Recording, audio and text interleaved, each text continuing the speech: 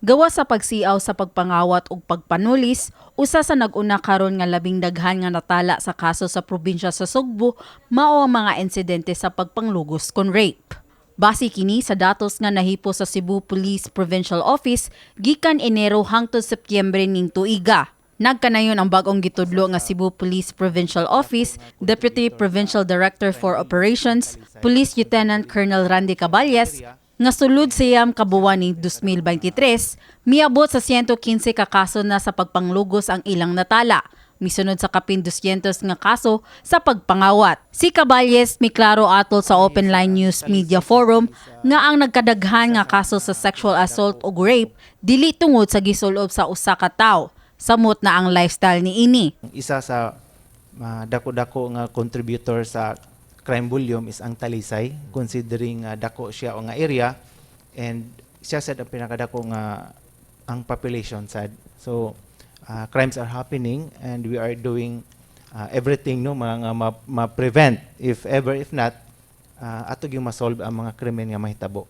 Nasayran nga sagad sa mga biktima nga pagpanglugos sa Cebu Province, mga bata nga nag-edad og 7 anyos hangtod sa edad nga 19. Apan usa sa makapakurat mao ang nagkadaghan nga kaso sa incestuous rape, kun ang mga perpetrator kon suspects kadugo lamang sa mga biktima sama sa ilang amahan ug uyuan.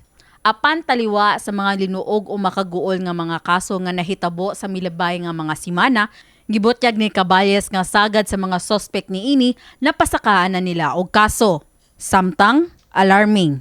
Mao kini ang paghulagway sa Deputy Executive Director sa Children's Legal Bureau kon CLB nga si Attorney Noemi Truya Abariento sa nagkadaghan nga kaso sa rape sa Sugbo. Sagunson ang mga cases of rape, especially for the Children's Legal Bureau, kay we handle these kinds of abuses sa mga bata because we know nga kaning mga reported cases is only 1 out of 10. Gani usa sa napo ka mga insidente lamang sa maong pagpangabuso ang ma-report. Usa sa mga hinungdan ni ini mao ang stigma sa victim blaming. Nga hangtod karon dako pa gihapon nga hagit nga giatubang sa mga nagpakabanang grupo sama sa CLB. And we would like to promote that no, stop victim blaming, no.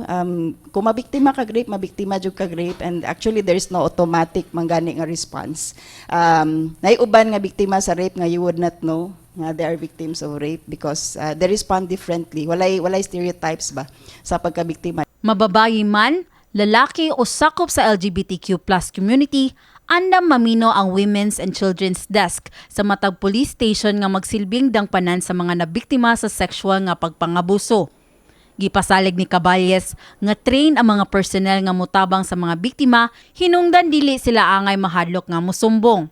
No, sa mga victims nga if ever na-experience nila no kanang mga sexual assault or victim sila og rape, mga rape cases no. Ang ilag yung maduulan is ang ato ang kapulisan, mo-report sila para ma-address. If not, naay sila duol nga sa barangay na atay God focal nga maka-assist sa ilaha. Nasa tay DSWD. So asa nga mga agencies nga feel comfortable sila nga mosulti sa ilahang situation, pwede sila mo adto.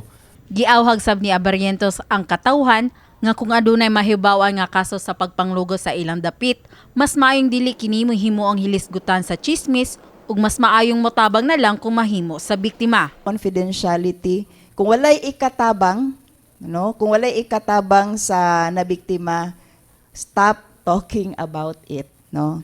Kini si Mary Francis Lynn Kaayon, alang sa My TV, Cebu.